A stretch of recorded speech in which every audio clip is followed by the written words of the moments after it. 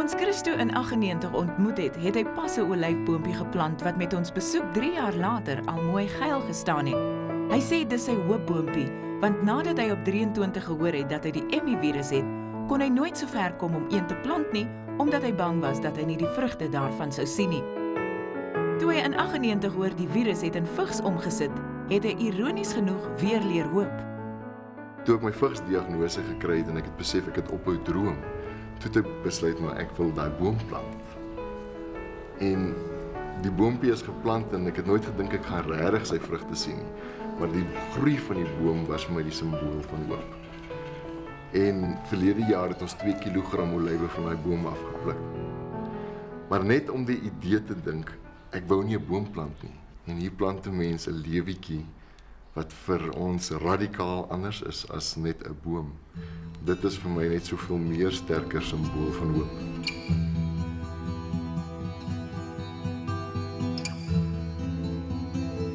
Toe julle getroud is, het julle geweet Christo is HIV positief. Hoe het julle toegevoel oor kinders hê? Ek het net nooit gedink ek gaan so lank hier wees nie. Ons het nie gedink ons gaan so lank getroud wees nie. So om my punt te gekom het waar mens 39 jaar oud raak, was buite ons idee om kinders te hê wat buite ons denkwyse of patroon. So daarom was dit skielik op ons op die punt om te besef maar mediese wetenskap wys een ding en ons raak ouer, ons sal moet 'n keuse maak. Toe ons getroud is, omdat ons so lank voor die tyd geweet het, het ons met dokters voor die tyd gesels en ons het eintlik die feite geweet, so ons het geweet dit is onmoontlik om 'n gesin te hê en ek dink ons het vrede daarmee gemaak van die begin af. Dit was nooit vir ons 'n obsessie nie. Vir my was dit net die feit om Christo nog by my gesond te hê, was vir my oor en oor die moeite werd. Wel, dit was net heeltemal uit om te wil te probeer vir kinders, want ek wou nie hê dat Liesel moet positief raak nie. Ons was gelukkig soos ons was en dit was regtig oukei om te kan wees sonder kinders. 15 jaar later het dinge verander. Yes. Met die vordering van vigsbehandeling het die kans dat Liesel die virus tydens bevrugting kon opdoen gedaal van 1 uit 100 tot 1 in 25.000. Vir die eerste keer het hulle gevoel dis dalk die risiko werd. Dit was half 'n onsekerheid. Moet mens nou, moet jy nie, wat se implikasies het dit as mens 'n gesin het en Christo raak siek? Wat as hy dalk nie meer daar is nie en jy's 'n enkel ouer? So dit was baie meer as net drome gewees. Ek is 'n realist, so ek het baie keer aan al die realiteite ook gedink en wat dit gaan, die impak wat dit gaan hê op mense lewe. En op die ou end moes mense besluit neem, al die voor en die nadele opweeg. En op die ou end het ons besluit maar ons gaan daarvoor. Ons gaan terwyl ons nog kan, gaan ons probeer en ons laat dit basies in die Here se hande en hy het vir ons Annika gegee. Al was dit nou veiliger, was die kans nog steeds daar dat jy geïnfekteer kon word. Hoe het jy daaroor gedink? Daar was van die begin af 'n moontlikheid dat ek geïnfekteer kon word. Die dag toe ek met Christo getrou het en besluit het ons gaan as man en vrou leef, was daar 'n kans om geïnfekteer te word. So ek dink mense het toe al dit hanteer en moes daaraan dink en veral toe ons een keer gehad het dat kondoom gebreek het en mens besef het maar sjoe, ek kon nou geïnfekteer geraak het en vir toetse moes gaan en wag vir die uitslae. En nou was dit amper in daai eerste 8 weke wat ons moes wag vir die uitslae van my HIV-toets weer dieselfde gevoel. Mens het nie geweet nie, is ek nou geïnfekteer, ja of nee, maar ek weet net een ding en ek sou nooit, al sou ek HIV positief geraak het, vir Christo die skuld kon gee nie, want dit was 'n besluit wat ek geneem het, die dag toe ek met hom getrou het. En sou ek positief raak, hanteer mense dan, en dan hanteer mense dag vir dag. Dit sou nie net Liesel nie, maar ook die baba raak, want as die ma die virus opdoen, is die kans skraal dat dit nie na die fetus oorgedra word nie. Elke keer as jy probeer, is dit maar 'n verhoogde risiko om self die virus te kry. En ons kan dit nie genoeg beklemtoon dat dit nie sommer 'n ligtelike saak was of 'n ongelukkie wat gebeur het nie.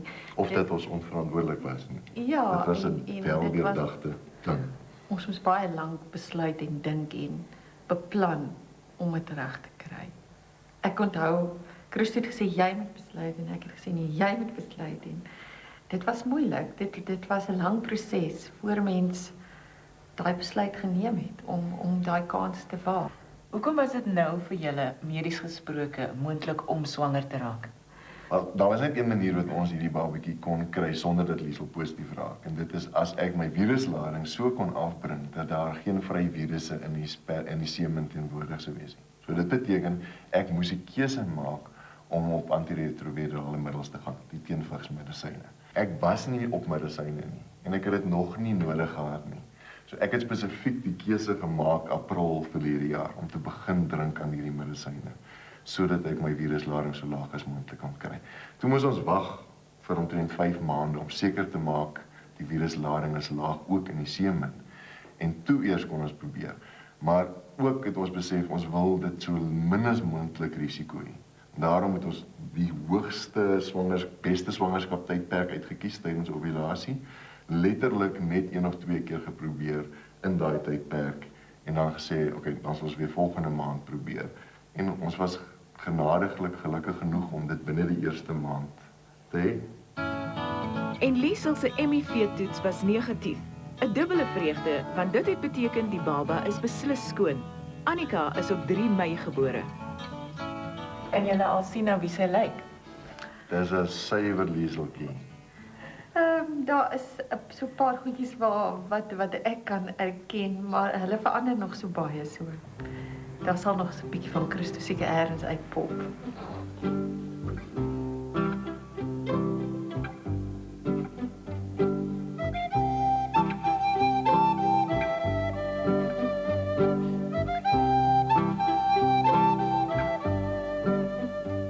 Wat beteken die nuwe lewetjie vir jou? Charmaine, dis vir my 'n groot wonderwerk nog. Ek kyk baie keer en dan kan ek nie glo sy sê nie en sy is my en Christus se kind nie. Ja, dit is 'n groot geskenk. Sy is nog skaars 3 weke oud, maar is reeds 'n teken van hoop. Nie net vir Christo en Liesel nie, maar ook vir almal wat hulle verhaal hoor. Om 'n gesin te kan wees, het hulle elkeen 'n risiko geloop. Liesel en die baba dat hulle die virus kon opdoen en Christo dat hy reaksie kon opbou teen die medisyne wat hy dalk later nodiger mag hê. Maar om nou te kan saam wees, maak dit vir hulle die moeite werd. Vir my is 'n ongelooflike ding om te dink antiretrovirale middels, die beskikbaarheid van vigsmedisyne, het 'n mens se lewensperspektief radikaal verander. Waar ek nie 'n boom wou plant nie, plant 'n mens nou 'n lewe. En is met 'n mens die perspektief dat ek danksy medikasie en danksy die Here se genade dalk nog baie langer hier gaan wees as wat mens aanvanklik gedroom het. So ek weet nie of ek hier is nie en ek dink dit is dieselfde nou vir enige ander ouer, weet hy nie of hy daar gaan wees om sy kind groot te sien, maar danksy medikasie is die kanse soveel groter dat ek wel dit kan doen.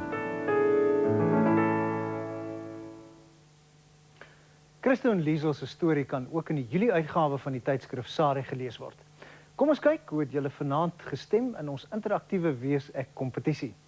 Lukas Marie het 76% van die stemme op hom getrek. Tweede was Piet Botha met 10% en Koos Kombuis het 14% getrek. Nou volgende week wys ons wie die geheimsinnige sanger op die foto's is. En dan sê ons ook wie die Dual View dekodeerder gewen het. Ek groet tot dan, lekker week, totsiens.